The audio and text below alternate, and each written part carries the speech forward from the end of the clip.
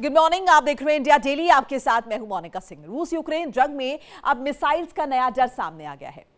Zelensky का दावा है कि रूस के पास 600 से 630 बैलिस्टिक मिसाइल्स मौजूद हैं। सवाल यह है कि क्या सर्दियों में यूक्रेन पर हमले और तेज होने वाले हैं? ज़ेलेंस्की ने आशंका जताई है कि रूस हर महीने 100 से ज्यादा बैलिस्टिक मिसाइल्स बना सकता है। अगर यह दावा सही है तो यूक्रेन के सामने सबसे बड़ी चुनौती होगी डिफेंस को मजबूत करना। यूक्रेन पश्चिमी देशों से पैट्रियट समेत ज्यादा इंटरसेप्टर मिसाइल्स की मांग कर रहा है, लेकिन सवाल यह भी है कि क्या पश्चिमी देशों के पास यूक्रेन की जरूरत के मुताबिक एयर डिफेंस सिस्टम और इंटरसेप्टर उपलब्ध हैं। और इस बीच रूस में भारत की कूटनीतिक सक्रियता भी महत्वपूर्ण है।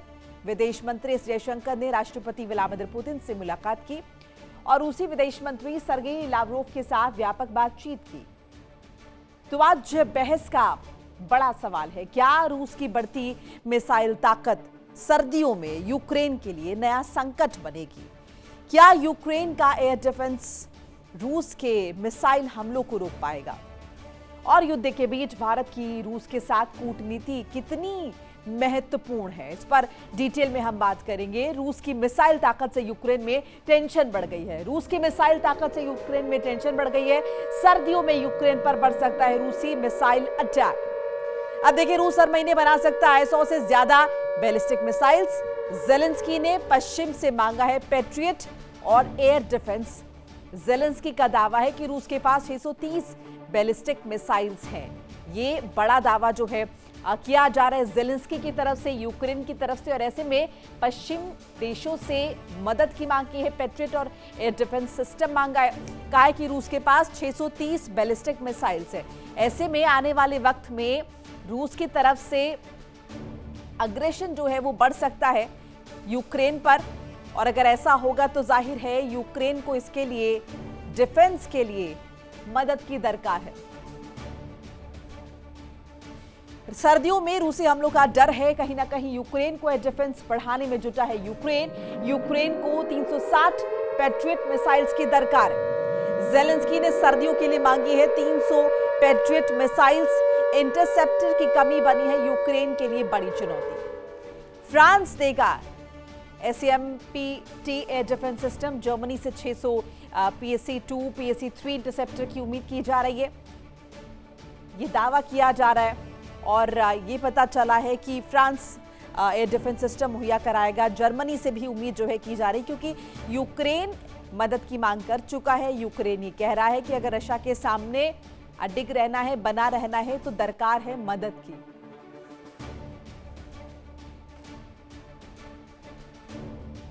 और इसी पर ज्यादा इंफॉर्मेशन के लिए मेरे साथ खास मेहमान जुड़ रहे हैं। मैं तारुफ करा देती हूँ। मनोज कुमार, भू राजनीतिक विशेषज्ञ हमारे साथ हैं, और group captain U K Devnath, retired रक्षा विशेषज्ञ। आप दोनों का बहुत बहुत स्वागत है।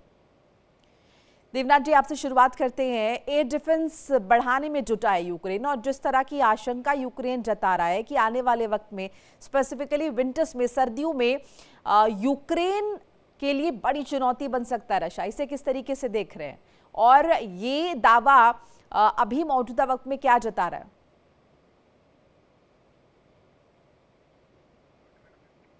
अनम्यूट कर लीजिए सर। जी हाँ, हो ये रहा है कि फिलहाल रूस और यूक्रेन दोनों ही पक्ष एक दूसरे के ऊपर बहुत बड़ा जमीनी हमला करने से कतरा रहे हैं। उभय पक्ष में हजारों लाखों सैनिक जो हैं उनकी कैजुअलिटीज हुई है। तो उभय पक्ष में अभी जो यूथ है यूक्रेन में भी और रशिया में भी, यूथ जो है वो फौज और खासतौर से इन्फेंट्री ज्वाइन करने के लिए सामने नहीं आ रहा है।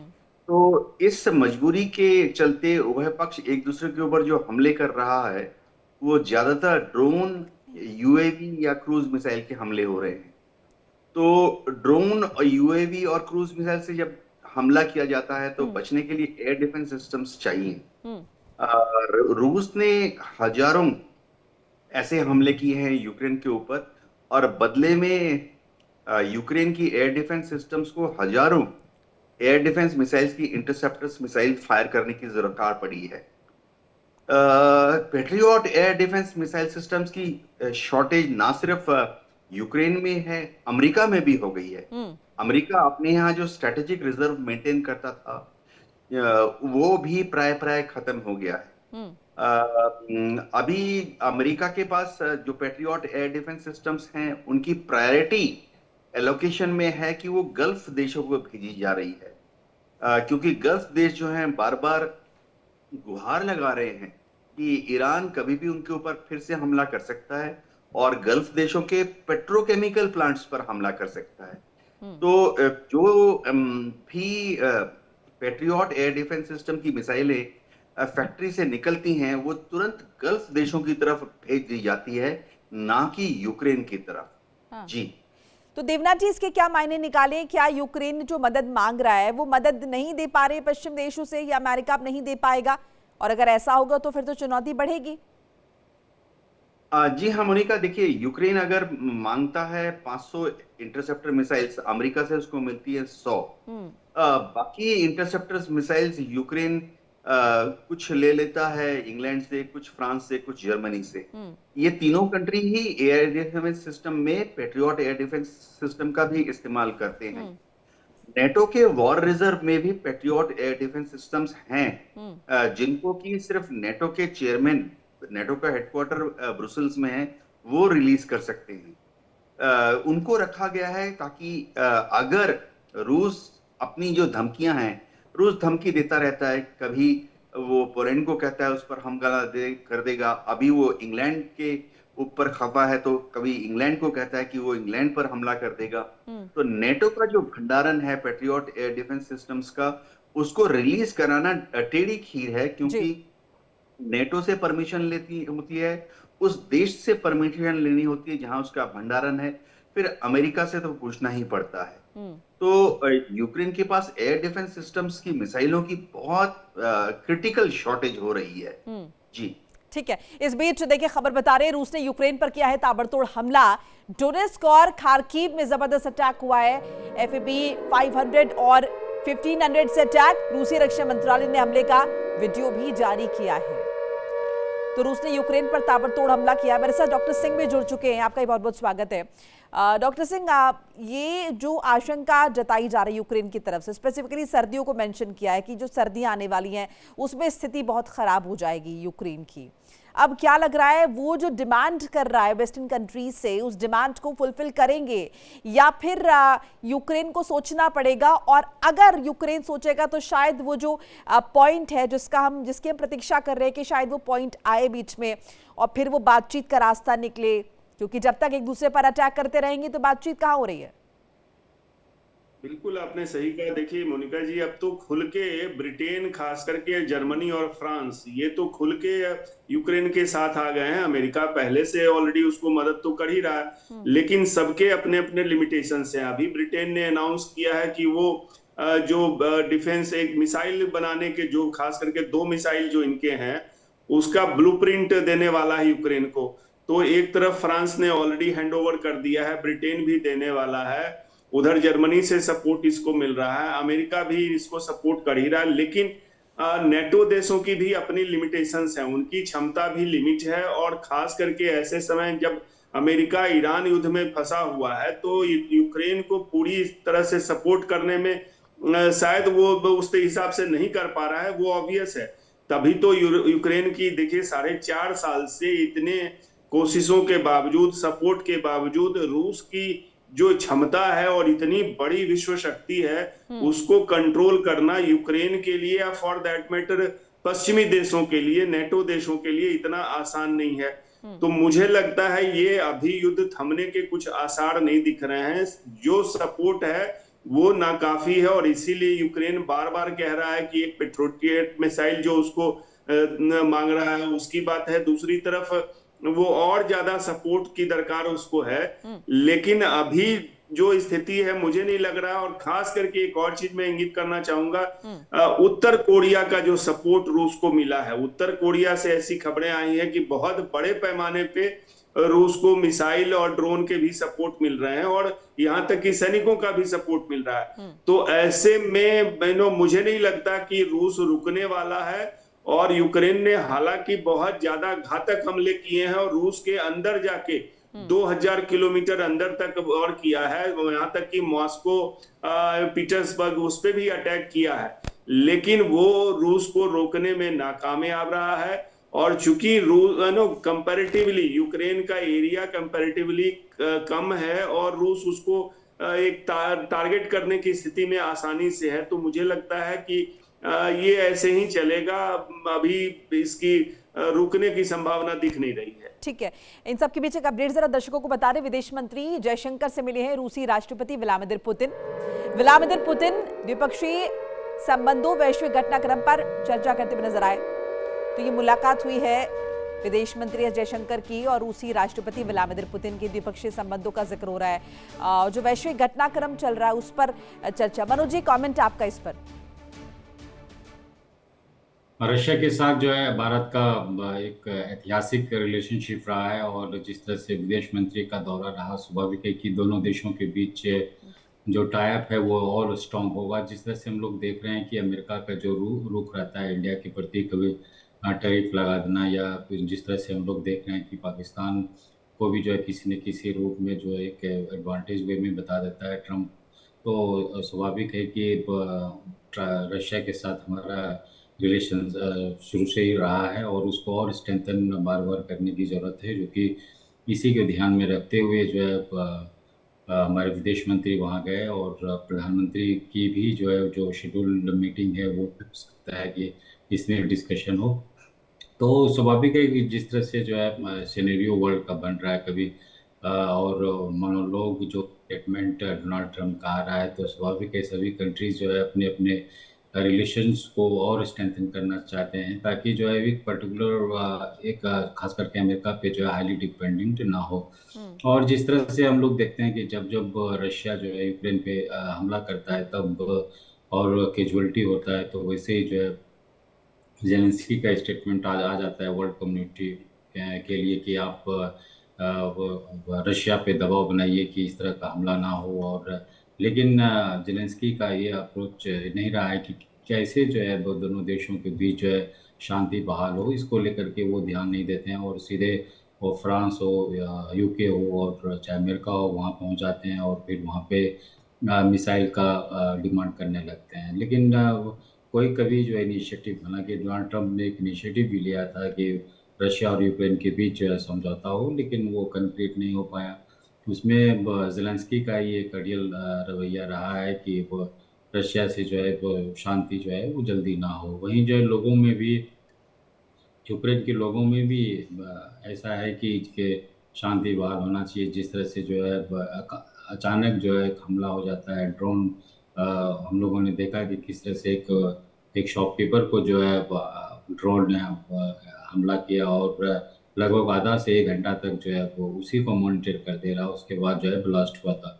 तो यूक्रेन में लोग परेशान हैं और जिस तरह से इनका जेलेंस्की का भी जो एटीट्यूड रहा है कि कोई भी डिफेंस मिनिस्टर हो चाहे सेक्रेटरी हो, उनको इमीडिएट वे में जो है वो हटा देते हैं, शफल कर देते हैं, ट्रांसफ़र कर देते हैं और जिससे उनको एक अपना वर्चस्व बना रहे एडमिनिस्ट्रेशन में और लोगों में भी जो एक सिंपैथी उनके प्रति रहे कि आपके लिए मैं, आपकी सुरक्षा के लिए मैं तैयार हूँ। जितने भी यूरोपियन कंट्रीज हैं, नाटो कंट्रीज हैं, अमेरिका है, उनके साथ रिलेशन जो है स्ट्रॉन्ग कर रहा हूँ। मनोज जी, ईरान के केस में भी हम देख रहे हैं कि जिस तरीके से डोनाल्ड ट्रंप ने कहा है कि जो ईरान की मदद करेंगे जो देश, उन पर कहीं ना कहीं प्रतिबंध लगाएंगे, तो ये मुमकिन है कि कोई रणनीति अमेरिका और रूस के बीच?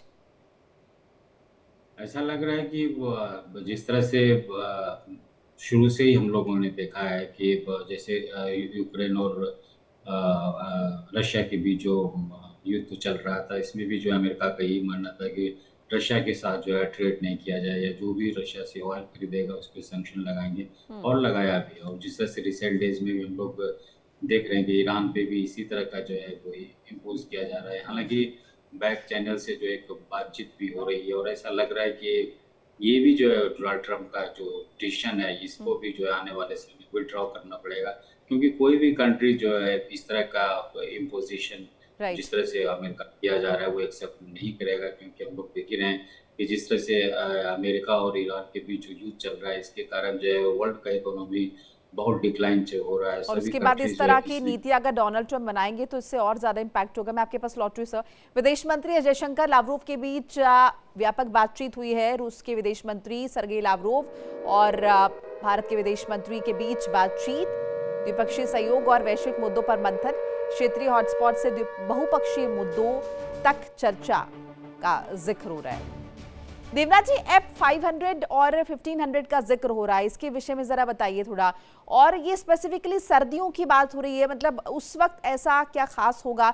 जाहिर है हम ये वहाँ की कंडीशन समझते हैं, क्लाइमेटिक कंडीशंस, लेकिन फिर भी स्पेसिफिकली अगर सर्दियों की बात हो रही है तो इसकी जरा मायने और डिटेल में दर्शकों को बताइए हमारे।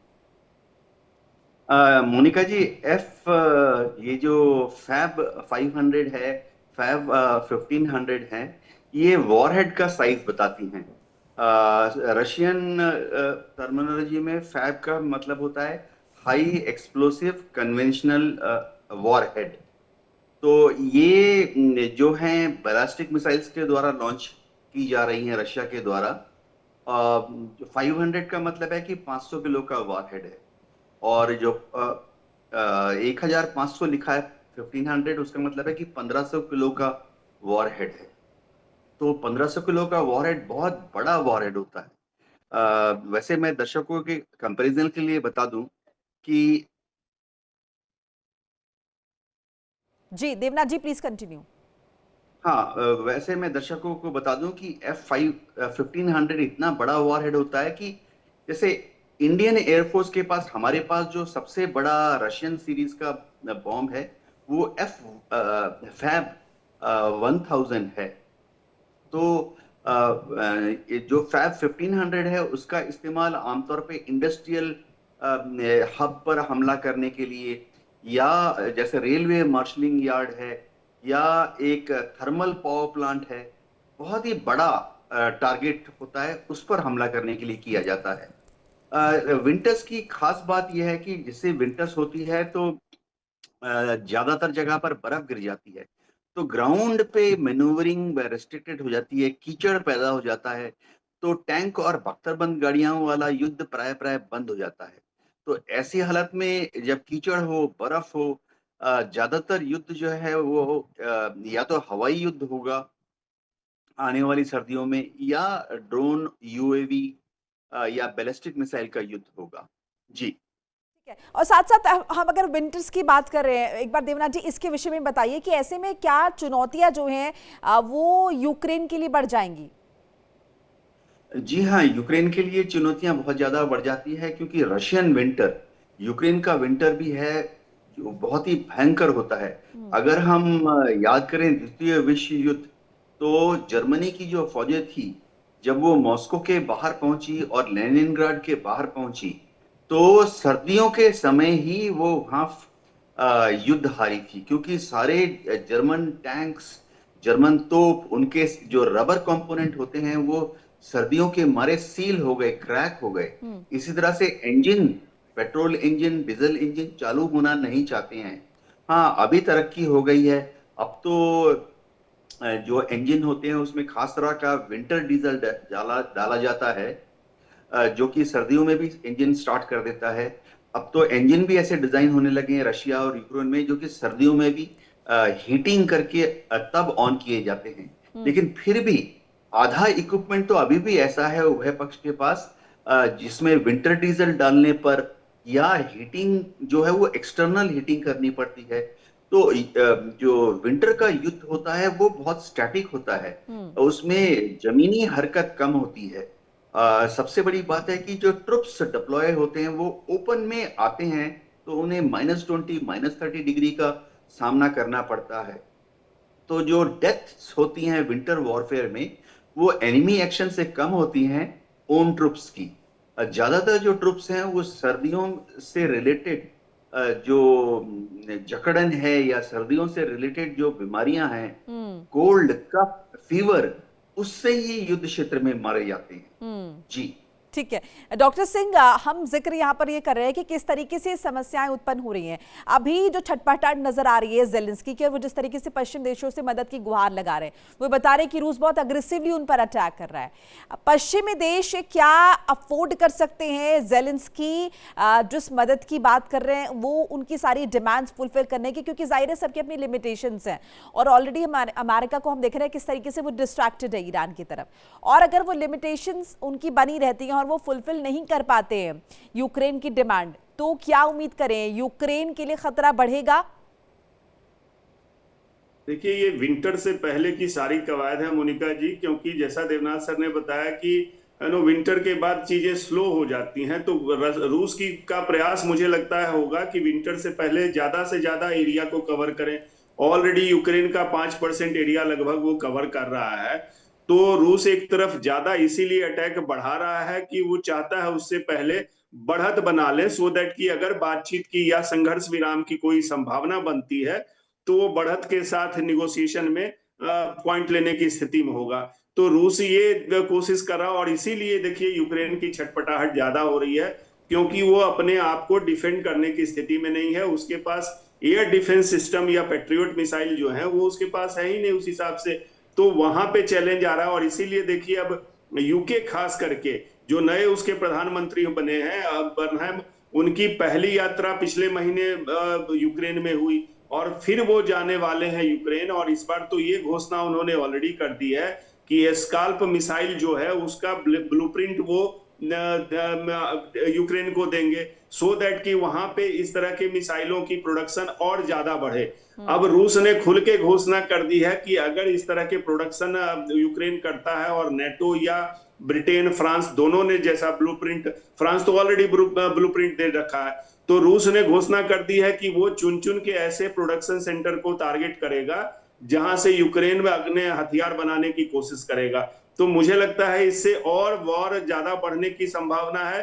और एक चीज और मैं यहाँ इंगित करना चाहूंगा, रूस के राष्ट्रपति पुतिन अभी 12-13 सितंबर को भारत भी आने वाले हैं, तो ये जो विदेश मंत्री जयशंकर की यात्रा है वो उस परिप्रेक्ष्य में और महत्वपूर्ण है, क्योंकि भारत में एक तो ब्रिक्स देशों की समिट होने जा रही है 12 और 13 सितंबर को, और उसमें राष्ट्रपति पुतिन भी आने वाले हैं, उनकी तो यात्रा पहले से ही कंफर्म है।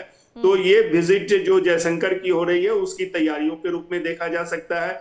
दूसरी तरफ चीन के भी राष्ट्रपति शी जिनपिंग के भी आने की संभावना बहुत ज्यादा है। तो अगर ये जो ब्रिक्स समिट होता है तो मुझे लगता है इसमें फिर से डॉलर को डी डॉलराइजेशन का जो मूव है, उसमें ब्रिक्स की अपनी करेंसी की बात है, उस पे भी निश्चित रूप से कुछ ना कुछ प्रगति होगी। और चूंकि ईरान के भी राष्ट्रपति के आने की संभावना पूरी दिख रही है, तो मुझे लगता है ये ब्रिक्स का समिट एक इंपॉर्टेंट होगा। और ऐसे में खासकर जब राष्ट्रपति पुतिन की 1 साल के अंदर ये भारत की दूसरी यात्रा होगी, तो मुझे लगता है आने वाले दिन बहुत ज्यादा क्रिटिकल होंगे दोनों तरह से। एक तो यूक्रेन युद्ध को लेके कि कैसे उस पे जो ब्रिक्स के देश हैं उनके स्टैंड क्या होते हैं, और कैसे कॉपरेशन इनका बढ़ता है खास करके डॉलर को चेक करने में। और अमेरिका ने जिस तरह से अपनी नीतियों में और ज्यादा टैरिफ बढ़ाने की बात वो चीन के अगेंस्ट में भी कर रहा है, और ईरान पे जो सैंक्शन की अभी नई जो बातें हो रही है कमघोटू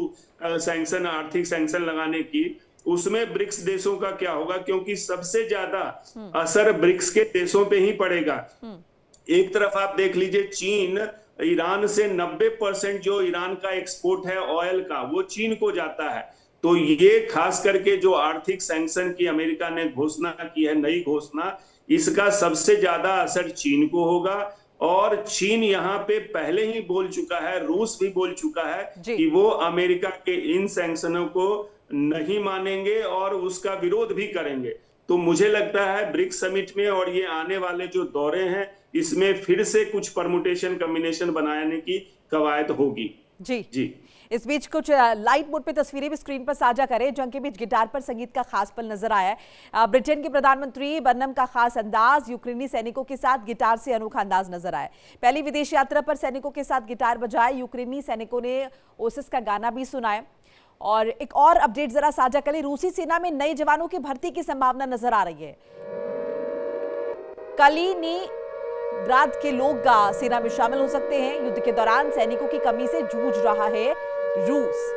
मनोज जी, अब ये देखिए, ये एक लिमिटेशन जो है वो हम देख रहे हैं रूस में भी। वहां पर नए जवानों की भर्ती की संभावना नजर आ रही है, क्योंकि अभी तक जो है वहां पर कमी है। इससे पहले और भी बहुत सारी रिपोर्ट्स आई थी कि रूस जो है बाहर के लोगों को ले रहा है, दूसरे देशों के युवाओं को अपने यहाँ रिक्रूट किया जा रहा है, जिसमें चाइना की तरफ से कहा गया था कि वहां के लोग बचें, क्योंकि वो अपना एक स्टैंड उन्होंने बनाया हुआ है कि वो डायरेक्टली इन्वॉल्व नहीं हो रहे इस युद्ध में। इसे किस तरीके से देख रहे हैं आप? ये बात सही है।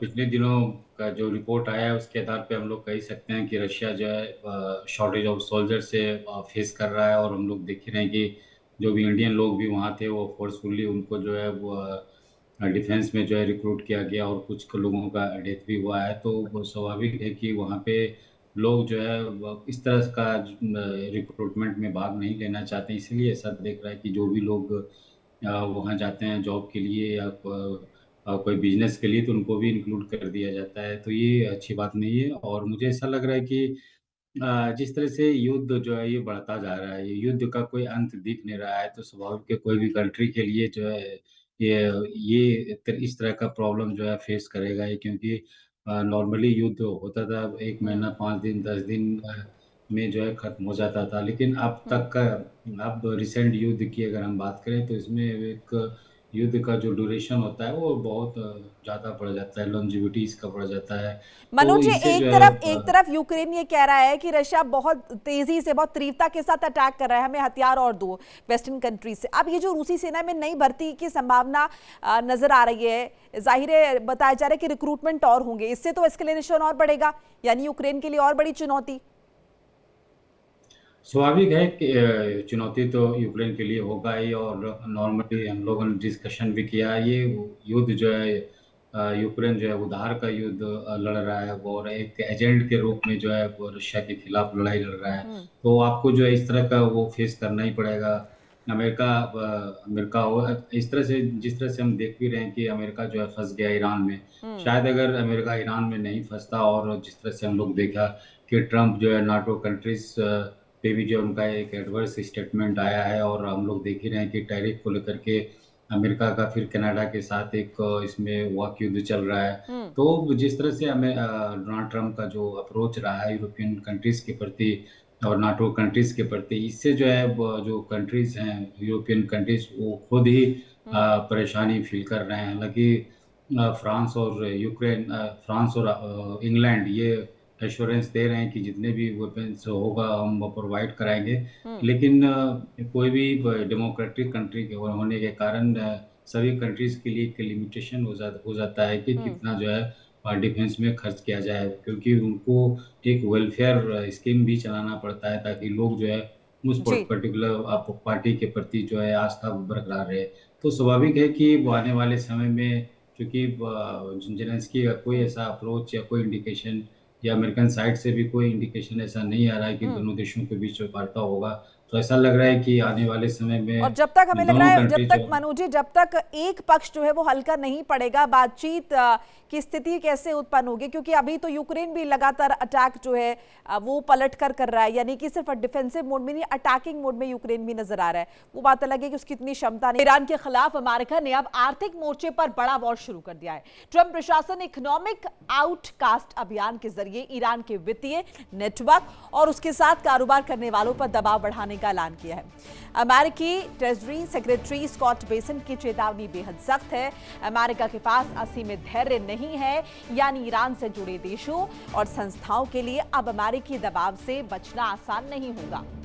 इस बीच हॉर्मुज़ स्ट्रेट में भी तनाव बढ़ा हुआ है। ईरान से जुड़े जहाजों पर अमेरिकी नौसेना की कार्रवाई के बीच तेल टैंकर्स को वैकल्पिक रास्तों और दूसरे तरीकों से निकालने की कोशिश हो रही है। वहीं ईरान के कई शहरों में ईंधन की कमी और पेट्रोल पंप्स पर लंबी कतारों की खबरें आ रही हैं और अमेरिका के दबाव को इजराइल का खुला समर्थन हासिल है। नेतन्याहू ट्रंप और बेसेंट को ईरान पर लगाए गए नए प्रतिबंधों के लिए बधाइयां दे रहे हैं।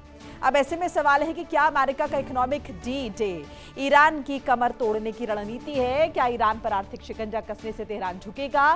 क्या होर्मुज की नाकाबंदी ईरान के भीतर ईंधन संकट को और गहरा करेगी? और क्या ट्रंप नेतन्याहू की रणनीति ईरान के खिलाफ दबाव को अगले स्तर पर ले जा रही है? इसी पर बात करेंगे। ईरान पर आर्थिक वॉर या बड़े टकराव की तैयारी? ईरान के खिलाफ ट्रंप का इकोनॉमिक डी-डे। ईरान के खिलाफ ट्रंप का इकोनॉमिक डी-डे। ईरान से कारोबार करने वालों पर सेकेंडरी प्रतिबंधों की तैयारी। ट्रंप प्रशासन का ईरान को आर्थिक तौर पर घेरने का प्लान है। ट्रेजरी सेक्रेटरी स्कॉट बेसेंट की दुनिया को चेतावनी। ईरान से कारोबार बंद करने के लिए देशों को दी गई डेडलाइन। 6 महीने पूरे होने से पहले ईरान पर आर्थिक दबाव बढ़ा रहा है अमेरिका। अब ये जो आर्थिक डेडलाइन दी जा रही है, डॉक्टर सिंह, इसके क्या मायने निकाले? ये क्या डेडलाइन दूसरे देशों को दे रहे हैं? ये कह रहे हैं कि इस तय सीमा के अंदर व्यापार कर लो, उसके बाद नहीं करना? यस मोनिका जी, ये कहने को तो बहुत डफली बजाया गया कि ये दमघोटू आर्थिक जंग जो कह रहे हैं इसको, तो इस कितना दम घुटेगा ईरान का वो पिछले 6 महीने में दिख गया। ये आर्थिक सैंक्शन की जो बात कर रहे हैं, ये तो ऐसा नहीं है, पहले से लगा रखा है इन्होंने। अप्रैल में इन्होंने इसको और ज्यादा कड़ा किया था। कई जो विदेशी बैंक थे उस पे भी इन्होंने सैंक्शन लगाए थे और कोशिश की थी कि ईरान को जो भी इस तरह के ट्रांजैक्शंस हो रहे हैं उस पे रोक लगे। तो ये कोई नई बात नहीं है। अब जो कह रहे हैं ये सेकेंडरी सैंक्शन कैंपेन की बात कर रहे हैं और दूसरे देशों पे एक तरह से कह लीजिए कि डिपेंडेंसी है। ये इतना तक अमेरिका के ट्रेजरी सेक्रेटरी कह रहे हैं कि राष्ट्रपति ट्रंप खुद दूसरे देशों के नेताओं से बात करेंगे और इसको इन्फोर्स करने की कवायद की जाएगी। अब ये दूसरे देश जो भी हैं, चाहे वो चीन हो, रूस हो, भारत हो, यूरोप के देश हो या for that matter middle east के देश हो, वो कितना मानेंगे इसको, ये उन पे डिपेंड करता है। पूरी तरह ये जो दमघोटू आर्थिक हमला की बात कर रहे हैं, ये दूसरे देशों पे डिपेंड करता है और दूसरे देश पे डिपेंड करके अमेरिका युद्ध लड़ने के लिए तो नहीं गया है। ये शुद्ध दिखा रहा है कि अमेरिका ने अपनी हार कबूल की है। 6 महीने जो सैन्य दबाव और सैन्य घेराबंदी कर ली, आर्थिक नाकाबंदी हॉर्मुज की कर ली, वो सारी कवायद इनकी फेल हो गई है। उसमें अमेरिका असफल रहा है। एक तरह से ये अनाउंसमेंट उसकी स्वीकारोक्ति है, उसको एक्सेप्ट कर रहा है। अब ये दूसरा जो प्लान है, जैसा मैंने कहा कि चीन एक एग्जांपल अगर लिया जाए तो ईरान का 90% एक्सपोर्ट ऑयल का चीन को जाता है।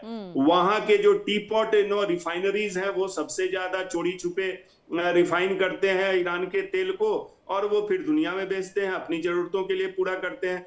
तो ऐसे में सबसे पहले चीन पे ही नकेल कसनी होगी। क्या चीन पे अमेरिका नकेल कस पाएगा? 6 महीने में हमने देख लिया वो नहीं हो पाया।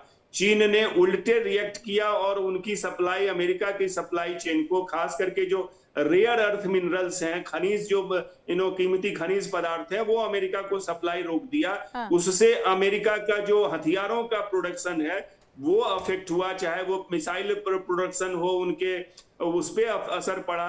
तो अगर ये ज्यादा फिर से चीन पे प्रेशर डालने की कोशिश करेगा, चीन रिएक्ट करेगा। चीन ने पहले से ही अपना ओपिनियन दे दिया है, रूस ने भी दे दिया है कि वो अमेरिका की बातों को नहीं मानने वाले हैं। उनकी अपने जो हित हैं। ये धमकी फिर है किसके लिए मनोज जी? की धमकी जब चाइना और रशिया नहीं मानेंगे बात, ही तो अमेरिका जानता है, ये कोई नई बात थोड़ी है। तो ये धमकी दे किसे रहे हैं? ये कौन से मुल्क है जिन्हें धमकी दी जा रही है, जिन पर दबाव बनाने की बात की जा रही है? ईरान आपके कंट्रोल में नहीं है, चाइना रूस की बात आप छोड़ दीजिए, वो बिल्कुल आपकी बात सुनने के लिए राजी नहीं है। फिर ये किसको धमका रहे हैं? अब ट्रम्प ही बताएंगे कि वो किनको धमका रहे हैं, लेकिन ये सभी कंट्रीज का इकोनॉमी बहुत डैमेज हो गया है और अब कोई भी कंट्री जो है अब डोनाल्ड ट्रम्प के झांसे में नहीं आ सकता है, क्योंकि जब इकोनॉमी खराब हो जाएगा, लोग सड़क पे आएंगे और उनका कोई भी कंट्री का जो है उथल पुथल इकोनॉमी हो जाएगा तो लोग परेशान रहेंगे, तो कितना बात मानेंगे। तो ऐसा लग रहा है कि कोई भी इस तरह का स्टेटमेंट से जो है कोई भी बात नहीं मानेगा। और हम लोग देख ही रहे हैं कि भारत ने जो है रशिया के साथ, हमारे विदेश मंत्री रशिया भी गए हैं वहाँ पे, तो एक इंडिकेशन भी है कि जिस तरह से अगर आप ज़्यादा दबाव अगर करते हैं और आने वाले समय में ब्रिक अभी जो है समिट होने वाला है, इसमें चाइना भी इंडिया आएंगे, तो एक तो स्ट्रॉन्ग मैसेज जो है वो अमेरिका पे जाएगा। और जिस तरह का इस तरह का जो एक स्टेप लिया जा रहा है डोनाल्ड ट्रंप द्वारा, लग रहा है कि इसमें भी इनको हार मिलेगी, क्योंकि जिस तरह से हम लोग देख ही रहे हैं कि कनाडा के साथ भी जो है टैरिफ को लेकर के वो एक वार चल रहा है, और वहीं यूरोपियन कंट्रीज के साथ साथ भी जो इन्होंने इम्पोज किया है। तो ओवरऑल जो है अमेरिका सभी लगभग सभी कंट्री के साथ किसी न किसी रूप में जो है टैरिफ के रूप में इम्पोज कर रहा है, चाहे रिलेशंस अच्छे नहीं कर पाया है। तो इसमें भी जो है लग रहा है कि हार होने की संभावना है। और जिस तरह से ईरान ने भी बोला है कि अगर कोई भी कंट्री अगर अमेरिका के दबाव में आके रिलेशनशिप खराब करता है, तो फिर वो भी ऑयल शिप जो है उस एरिया से एक भी बूंद जो है उस एरिया से क्रॉस नहीं करने देंगे। और जो भी कंट्री इन्वॉल्व हुआ उनके साथ भी जो है इकोनॉमिक वे में किस तरह से अलग थलग किया जाए, वो भी जो है उनका भी एक जोड़ रहेगा। और जिस तरह से चाइना ने का एक रोक रहा है, चाइना पे जो है कभी इम्पोज अमेरिका लगा ही नहीं सकता है। अगर लगाएगा तो फिर उन्हें 2-3 दिन में जो है फिर से विड्रॉ करना पड़ेगा। जिस तरह से रेयर अर्थ को लेकर के हम लोगों ने देखा कि सेकेंड टेन्योर में डोनाल्ड ट्रंप ने आते ही जो है टैरिफ लगाना शुरू कर दिया। तो इंडिया भी ऐसा लग रहा है कि जिस तरह से अमेरिका का अप्रोच रहा है, वो भी इंडिया भी झुकने वाला इस मामले में नहीं है। जो भी इंडिपेंडेंट जो भी ये रिलेशनशिप सारी रहा है बातें तो सभी मनोज जी कंट्रीज के साथ। अमेरिका को भी, आई एम श्योर ये अमेरिका को भी बखूबी पता होंगी। जैसे कि हम जिक्र कर रहे हैं कौन से कंट्रीज इनके सामने झुकने वाले हैं। ईरान के खिलाफ अमेरिका का ऑपरेशन इकोनॉमिक आउटकास्ट, ईरान के खिलाफ अमेरिका का ऑपरेशन इकोनॉमिक आउटकास्ट, ईरान के वित्तीय नेटवर्क पर बड़ा हमला, ये ट्रेजरी सेक्रेटरी बेसेंट कह रहे हैं। अमेरिका का दावा ईरान के आर्थिक सहारे को खत्म करना मकसद है। दुनिया भर में ईरान के वित्तीय रिश्तों पर वार कर रहे हैं। स्कॉट बेसेंट ने कहा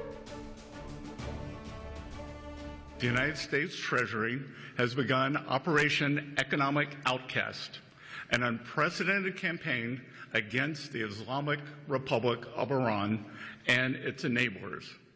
In the Second World War, D-Day marked the historic beginning of a campaign with our allies to target and drive the enemy from its positions, including those in third countries.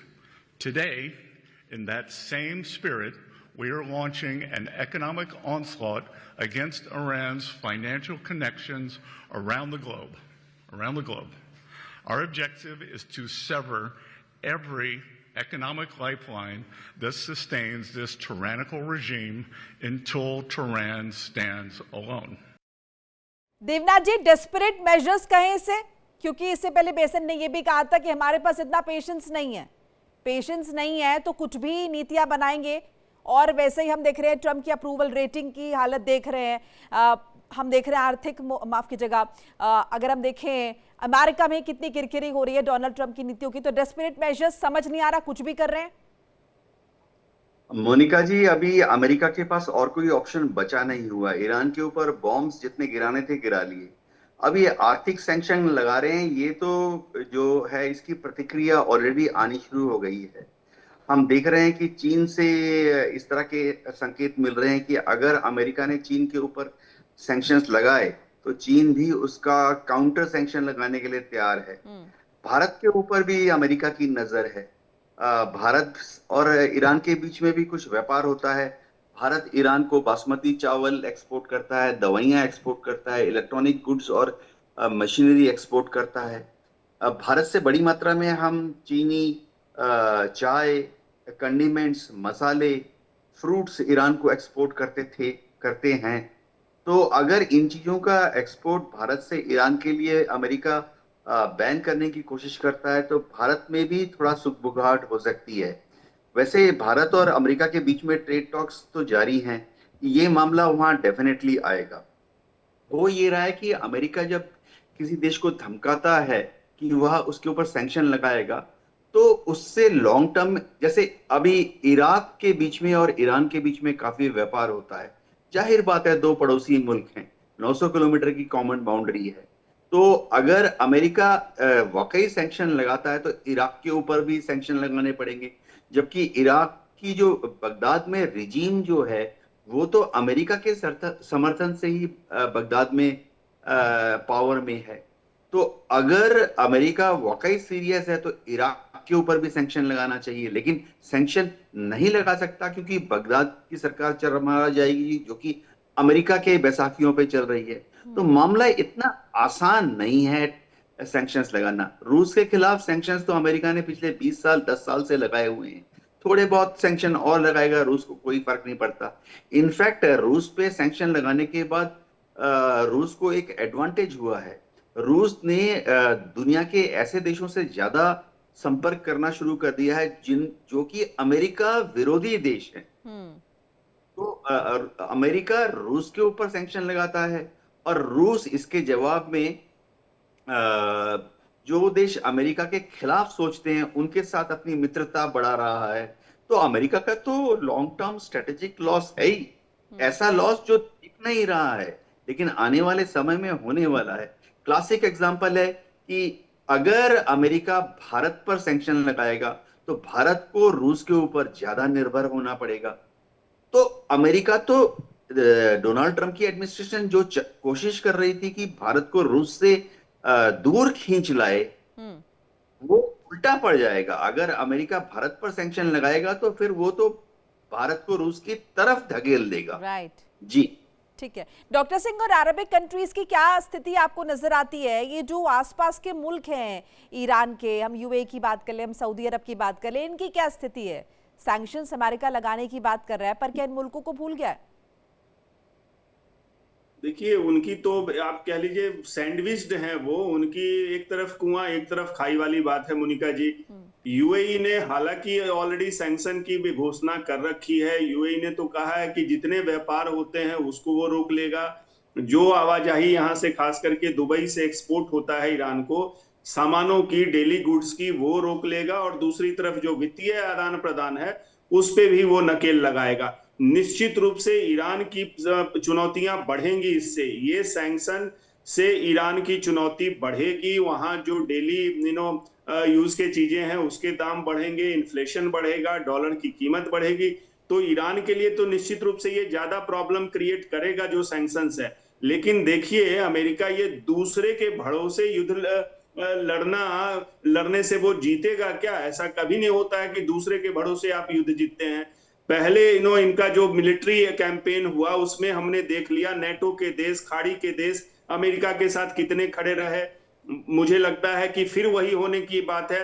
ये कह रहे हैं दूसरे देशों को accountable बनाएंगे। America के वित्त मंत्री का ये स्टेटमेंट है। दूसरे देशों मतलब दूसरे देश से भी एक तरह से ये डायरेक्ट और इनडायरेक्ट वॉर की बात कर रहे हैं। तो दूसरे देशों के भरोसे आप ये आर्थिक सैंक्शन कितना आप इन्फोर्स कर पाएंगे? खाड़ी के देश ऑलरेडी परेशान है, वो न तेल गैस बेच पा रहे हैं, न वहां पे कोई व्यापारी की एक्टिविटी हो रही है, सामान भी आना जाना वहां से ठप पड़ा है लिटरली। ऐसे में खाड़ी के देश कितना सहयोग करेंगे, खास करके तब जब ईरान उनके पड़ोस में बैठा हुआ है। एक पड़ोसी ज्यादा महत्वपूर्ण होता है। किसी भी चैलेंजिंग सिचुएशन में वो हमेशा आपके लिए खड़ा रहेगा या ना खड़ा रहेगा, बनिस्पत की अमेरिका जो 10,000 किलोमीटर दूर बैठा हुआ है। तो खाड़ी के देश दो बार इस पे सोचेंगे निश्चित रूप से, क्योंकि उनकी दुविधा यही है कि अमेरिका उनको बचा नहीं पा रहा है और अमेरिका पे उनका भरोसा पहले से बहुत ज्यादा गिरा है। मक्का एग्रीमेंट उसका सामने एग्जांपल हमारे पास पड़ा हुआ है। और दूसरी तरफ देखिए बाब अल मंदेब भी बंद होने की कगार पे है, वहां ऑलरेडी पार्शियल लगा रखा है हुतियों ने। तो ऐसे में ये और ज्यादा प्रॉब्लम खाड़ी के देशों के लिए, ईरान के लिए तो होगा, लेकिन अमेरिका इससे निजात पाने की स्थिति में नहीं दिख रहा है। अमेरिका के वित्त मंत्री ने जो आज सैंक्शन घोषित किए हैं उसमें 5 मेजर टारगेट्स उन्होंने सेक्टर्स को डिफाइन किया है। उसमें वो कह रहे हैं कि डिजिटल एसेट्स जो ईरान के हैं, खास करके मुझे लगता है क्रिप्टो करेंसी के थ्रू ईरान कमाई कर रहा था, उस पे ये रोक लगाएंगे डिजिटल एसेट्स में। और इनको कह लीजिए जो भी वित्तीय आदान प्रदान हो रहे हैं उसको कोशिश करेंगे। गोल्ड की जो एक तरह से व्यापार है उस पे रोक लगाएंगे। सिविल एविएशन इंडस्ट्री को कह रहे हैं, शिपिंग इंडस्ट्री को कह रहे हैं, इसको भी टारगेट करेंगे। तो ऑलरेडी वहां पे हॉर्मुज में आपने सैंक्शन लगा रखे हैं, नाकाबंदी कर रखी है। तो ज्यादातर जो भी आपने आज अनाउंस किया है इसकी पहले से ऑलरेडी इन्फोर्स किया हुआ है और वो नाकाम सिद्ध हुआ है, वो कारगर नहीं हुआ है ईरान को निगोशिएशन टेबल पे फिर से लाने में। तो अब नया जो ये घोषणा है कितना ये कारगर होगा, मुझे लगता है जब तक खाड़ी के देश नेटो के देश खाड़ी और की खास खाड़ी के करके देशों के लिए तो सिंह साहब स्कॉट बेसेंट यहाँ पर नसीहत भी दे रहे हैं। वो कह रहे हैं कि खुश करने की नीति काम नहीं करती है। ईरान को खुश करने से खाड़ी देशों को अब तक मिला क्या? ये स्कॉट बेसेंट कह रहे हैं ईरान खाड़ी देशों पर भी अटैक्स कर रहा था। ईरानी शासन के साथ अपनी नीति बदलने का वक्त आ गया, ये स्कॉट बेसेंट की तरफ से कहा गया है। मनोज जी। सही बात है। स्टेटमेंट लग रहा है कि ईरान ने जो है मिडिल ईस्ट कंट्रीज पे हमला किया। वो तो सिर्फ जहाँ पे अमेरिकन बेस था वहाँ पे उन्होंने हमला किया है। और हम लोग देख ही रहे हैं कि जितने भी नॉर्थ मिडिल ईस्ट कंट्रीज के जो लोग हैं, जो शिया है, सुन्नी है, वो तो ईरान को ही सपोर्ट कर रहा है। तो जिस तरह से ये भी ऐसा स्टेटमेंट दिया जा रहा है कि वहाँ के लोग जो है प्रोवोक हो जाएंगे ईरान के प्रति, ऐसा नहीं लग रहा है कि जिस तरह का ये स्टेटमेंट है। और ग्राउंड सिचुएशन अलग है। वहाँ के लोग मिडिल ईस्ट कंट्रीज़ के, चाहे सऊदी अरबिया हो, यूएई हो, वहाँ के लोग अभी भी जो है ईरान को सपोर्ट कर पा रहा है। और इसी के कारण हम लोग देख रहे हैं कि अमेरिका की जो स्थिति है एडवर्स कंडीशन में, वो वार लगभग हार की कगार पे है। तो वहाँ के लोग का ही के कारण ये जो है इस तरह का ऐसा हो रहा है। तो अमेरिका कुछ भी बोल दे वहाँ से, हमको नहीं लग रहा है कि ये जो मिडिल ईस्ट कंट्रीज़ के जो लोग हैं, चाहे वहाँ पे जो किंग्स हैं, चाहे वो वहाँ पे जो एडमिनिस्ट्रेशन में है, वो उनका एक किसी बात पे जो है वो विश्वास कराएँगे। और जिस तरह से इन लोगों ने एक जो संगठन बनाया, इसमें ये भी कहा जा रहा है कि तुर्की, पाकिस्तान और सऊदी अरब का जो एक ट्रायलैटरल एग्रीमेंट हुआ है डिफेंस को लेकर के, ये भी आ रहा है कि ईरान को भी न्योता आया है कि आप भी आइए और इसमें शामिल हो जाइए। जब इसमें ईरान शामिल हो जाएगा तो फिर इसका ऑब्जेक्टिव क्या रहेगा? फिर मक्का जो एग्रीमेंट हुआ है, फिर वो अमेरिका और इज़राइल के खिलाफ ही हो जाएगा। तो जिस तरह से जो है इक्वेशंस बन रहा है आने वाले समय में, वो अमेरिका के लिए ही एडवर्स होने वाला है। हाँ। और ईरान चूँकि पिछले 40-50 साल से इकोनॉमिक सैंक्शंस फेस करते आया है, वहाँ के लोग को पता है कि किस तरह से जो है ऐसे सिचुएशन में जिया जाए, रहा जाए और डेवलपमेंट भी किया जाए। हाँ, ऐसा नहीं है कि ईरान जो है वो डेवलपमेंट नहीं किया है। वहाँ के यानी कि देवनाथ जी इसके ये मायने भी इंफ्रास्ट्रक्चर निकाले कि अमेरिका जो सोच कर ये प्रतिबंध ईरान पर या दूसरे देशों पर लगाने की सोच रहा है, ये परम्यूटेशन कॉम्बिनेशन चेंज होंगे, ये अमेरिका के हिसाब से नहीं होंगे। जैसे कि मनोज जी जिक्र कर रहे हैं कि आपने भी जिक्र किया कि आप अगर अमेरिका पर प्रतिबंध लगा रहे तो अमेरिका रशिया के नजदीक चला जाएगा, माफ कीजिएगा, भारत पर प्रतिबंध लगा रहे तो वो रशिया के नजदीक चला जाएगा, या फिर अरबिक कंट्रीज के भी आपस में। तो ये आपके हिसाब से नहीं होगा, हो सकता है आपकी नीतियां उलट हो जाए इसके। मोनिका जी, अमेरिका जिस राह पर चल पड़ा है वो पूरे दुनिया को एलिनेट कर रहा है। शुरुआती दौर में तो हम सोचते थे कि अमेरिका काटसा जैसे countering America's adversary through sanction जैसे टूल्स का इस्तेमाल करके सिर्फ दुश्मन देश जैसे North Korea, Russia, China, Cuba, इन पर हमला करने की कोशिश कर सकता है। लेकिन हमें याद रखना पड़ेगा कि जब हम आज से कुछ साल पहले रूस के बहुत अभिन्न मित्र थे, और जब हम रूस से S-400 लेने का प्रपोजल भेज रहे थे, तो अमेरिका ने भारत के ऊपर काटसा लगाने की धमकी दी थी। उस वक्त भारत और अमेरिका के संबंध इम्प्रूव हो रहे थे, लेकिन जैसे ही अमेरिका ने भारत को ये धमकी दी कि वो भारत के ऊपर काटसा लगा देगा, तो फिर हमारे संबंध कुछ समय के लिए खटास में पड़ गए थे। तो अमेरिका को समझना पड़ेगा कि धमकी देकर वो दुनिया को चला नहीं सकता है। दुनिया के सारे देशों को नुकसान पहुंचा रहा है। ट्रेड अगर नहीं करेंगे ईरान के साथ, दुनिया के काफी देश ऐसे हैं जो कि अपने कच्चे तेल के लिए पूरी तरह से पर्शियन गल्फ पर निर्भर हैं, ईरान पर निर्भर हैं। ईरान का जो कच्चा तेल है वो हमेशा सस्ता भी होता है। यानी देवनाथ जी आपके हिसाब से ईरान से दुश्मनी निभाते निभाते अमेरिका ये नए दुश्मन अब बनाने की राह पर चल पड़ा है, और यही कुछ दर्शा रहा है ये जो नए इकोनॉमिक सैंक्शंस की बात अमेरिका द्वारा की जा रही है। वक्त फिलहाल इतना ही। आप सभी का बहुत बहुत शुक्रिया हमारे साथ जुड़ने के लिए, अपनी कीमती राय साझा करने के लिए। तो आने वाले वक्त में देखना होगा। ये जिसका जिक्र स्कॉट बेसेंट कर रहे हैं, वो कह रहे हैं हमारे पास धैर्य नहीं है और अब इकोनॉमिक आउटकास्ट अभियान चलेगा ईरान के खिलाफ और मुल्कों के खिलाफ जो ईरान से संबंध रखेंगे, ईरान के साथ व्यापार करेंगे। क्या सिर्फ आप दुश्मनी ईरान के साथ निभा रहे हैं या फिर दूसरे मुल्कों की, दुश्मन मुल्कों की एक लंबी फहरिस्त तैयार कर रहे हैं? अब ये अमेरिका की अपनी नीति के लिए, आने वाले वक्त के लिए भी जाहिर तौर पर ठीक नहीं। फिलहाल एक छोटा सा ब्रेक, खबरें लगातार जारी। देखिए इंडिया डेली 24/7 अब आपकी स्मार्ट टीवी पर। इंडिया डेली मौजूद है सभी डिजिटल प्लेटफॉर्म पर लाइव और लगातार। इंडिया डेली 24/7 हर दिन राष्ट्र को समर्पित।